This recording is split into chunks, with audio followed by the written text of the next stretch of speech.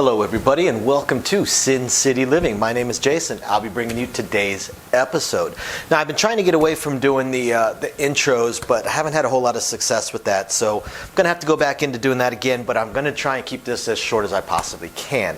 I apologize for how infrequently we've been posting videos the last few weeks. Been working a whole bunch of extra shifts, and then I went in and had eye surgery, so I've been recovering from that and still am. But hopefully within the next couple of weeks, we're going to get back to our usual routine of having a decent number of videos coming out for you guys, especially all those exclusive videos for our patrons. We're really trying to focus on giving you guys some awesome content. So for anybody that is interested in that, just go ahead and check the description of the video down below. And I've had quite a few questions, even though we've had this system in place for a little while, quite a few questions on how you can, how our fans can tip us or show appreciation to us, and you can buy us a cup of coffee. We set up a quote-unquote tip jar for that. Again, just check the description of the video down below if you're curious about that. Otherwise, hope you guys are enjoying things. Please email us with anything, strategies you would like to see, questions you may have, videos you would like to see. If you would like to see us do the true crime stuff again, or just the mob stories on Vegas, or the history of Vegas, or restaurants, anything you might like to see from us, please shoot me an email, sincityliving@gmail.com. We love shooting this stuff for you guys. Otherwise, we're going to jump right into today's video. So for today's video, I want to respond to some comments that we've gotten and some emails that we've gotten, asking on some of the procedures, asking some whys, why we do certain things, why we are not supposed to do other things. Now, when I used to teach this game, I used to explain to the dealers that there were a couple things they were doing when they were dealing. One, they were not dealing to the players as far as procedures go. Obviously, you're giving the money to the players and stuff like that. But as far as procedures go, you're not dealing for the players, you're dealing for the cameras. That applies to most of the games. For craps, it kind of depends on where you were at. For the most part, we'll say that you're dealing for the box or you're dealing for the stick man. When you're on base, you're being watched either by the box or the stick man or by both, so you were dealing for them. The second thing is that the procedures exist to do two things. First, protect the casino from jackpots, from shots, from players trying to pull shady stuff. And two, to protect the dealer. Also, from jackpots, shots, dealers trying to do shady things, and mostly to prevent mistakes. Prevent mistakes and prevent even the slightest hint of impropriety. If you go back and you look, and we've done a few videos on the dark side of Vegas and the cheaters and stuff like that. But if you go back and you look, do some Google searches, read up about some of the cheating scandals that have happened over the last 20 years in Vegas, and what you'll notice is that oftentimes there's a dealer that's a part of it, a dealer or a casino employee that's a part of it. In fact, the almost legendary circus theft robbery that occurred years ago, where they never caught the guy. He was an employee of the casino. And that's why all these procedures and things exist, is to protect the casino and to protect the player, or protect the dealer, I'm sorry. So when I tell people to follow procedures, it's for their own protection. I have seen so many dealers get in trouble, get written up, even go as far as to get fired for a mistake or for breaking procedure that caused an issue or even caused the hint of an issue. I know of a dealer that got written up for things that weren't even their fault, but because they didn't follow the procedures properly, things that ended up happening just looked odd. So the first thing that people asked was about why don't we go hand to hand. So I'm going to put a couple of stacks out here, okay, so that you guys can see them. Now, the proper way to cut out any kind of payout, let's say someone just won $140, right? So the proper way to cut out the payout is to cut that out into the cum. Cut that into the cum and then stack it up with your outside hand and hand it off behind the pass line, hand it off. What you'll see a lot of dealers do, experienced dealers do, also known as lazy dealers, is this. And hand it off. That's called going hand to hand. Okay, you never take chips from one hand to the other. If I'm ever transferring checks between one hand to the other, I put it down and pick it up. Okay, it makes no sense. One of the things that drives many box people crazy is seeing a dealer pick up some greens with one hand, put it in the other hand, and then hand it off. Why in the hell did you pick it up with the first hand to begin with? It's just, it's stupid. It literally makes no sense. Just pick it up with the hand that you're using. If that's the only color you're picking up, why in the heck? Now, properly, you cut it out with your inside hand and then hand it off with your outside hand. That is the proper way to do it. You don't go from your stack straight to the player, but a lot of dealers do, especially when you look at like small chains. We owe somebody $1. A lot of times the dealer will take it out of their stack and will hand it off to the player. And you don't throw it to the player, that's impolite. You hand it off. You hand it off behind the pass line. So going hand to hand, what's the reason you don't ever go hand to hand? Two things. One, now, if I do that quickly, how much did I pay out?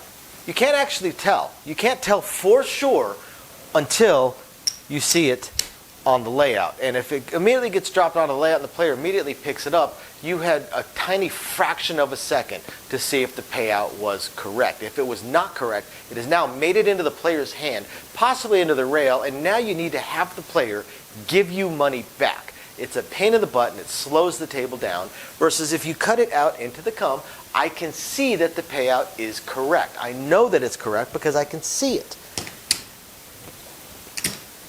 Also, going hand to hand with checks, too reminiscent of potential sleight of hand.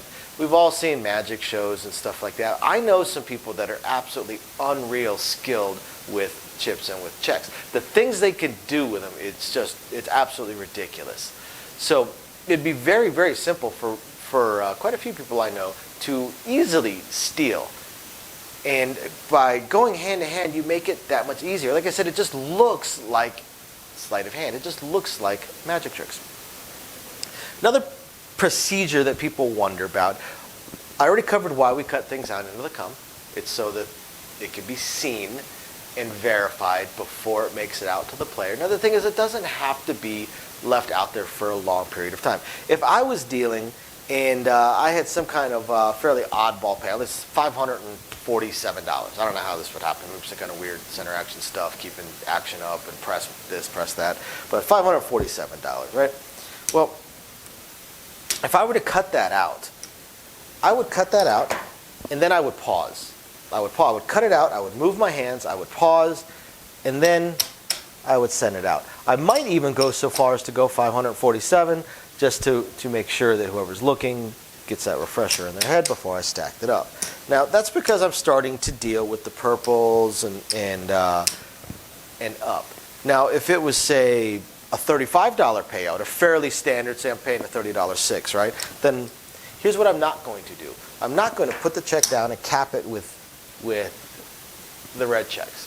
Now, if you've been dealing for a long time and it's a very simple payout, then nobody's going to say anything if you do that. You're generally trusted on basic payouts like that. However, the best dealers, even on the simplest payouts, don't do that.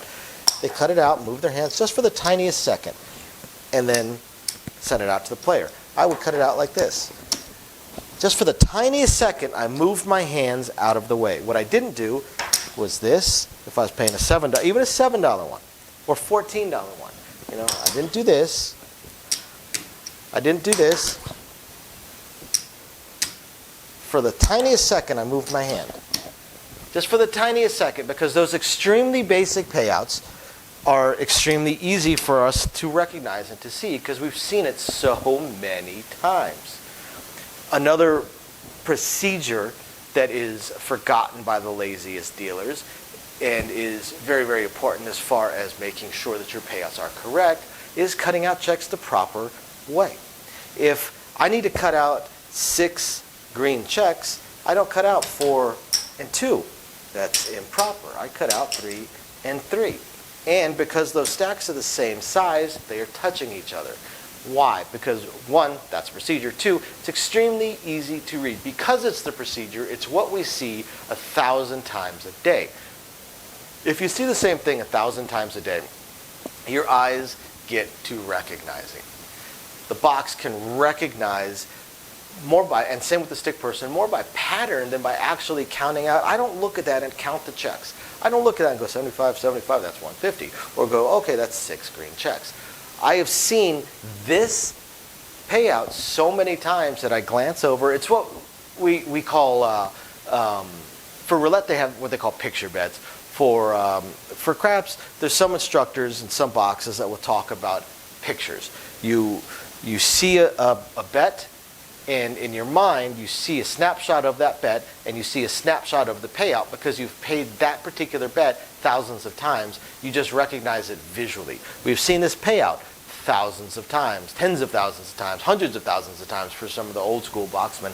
So they just instantly recognize it almost as a picture in their head because they've seen it so many times. That's why we cut things out properly. If I need to pay out $33, I'm going to pay it out this way, right? It's all touching because those stacks are all the same size. I see this all the time. Why? Why? Now, just for the tiniest second, our brain has to process that each one of those is a stack of 3. Versus if they're all touching as they are supposed to be, it's a simple read that we can see very, very easily. Another one.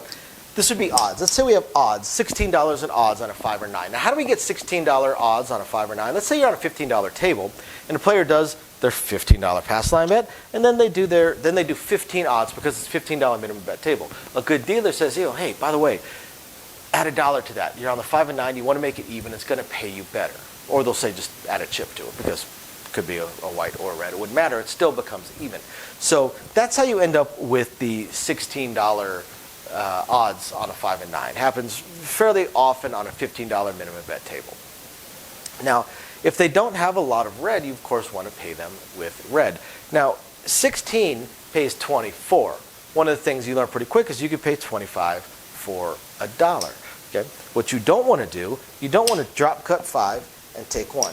Now, there's nothing technically wrong with that, except that it takes an extra second to read.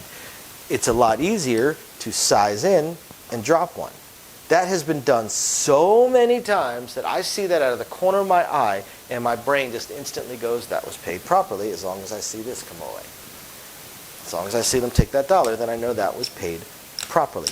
Same thing on, don't see this very often, but you have $12 odds on a 5 or 9. 12 pays 18. You see people just size in, take 2. Not drop cut, but size in. Sizing in, proper way to pay.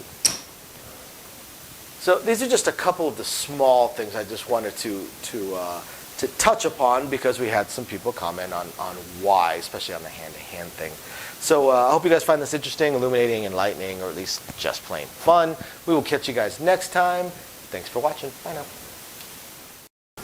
Thank you everybody for watching today's video, and as promised, a little bit more detail on things that we are working on. So again, we want to continue trying to expand the channel. We're really hoping to be able to add roulette as soon as possible, and then some video keno, video slots, stuff along those lines.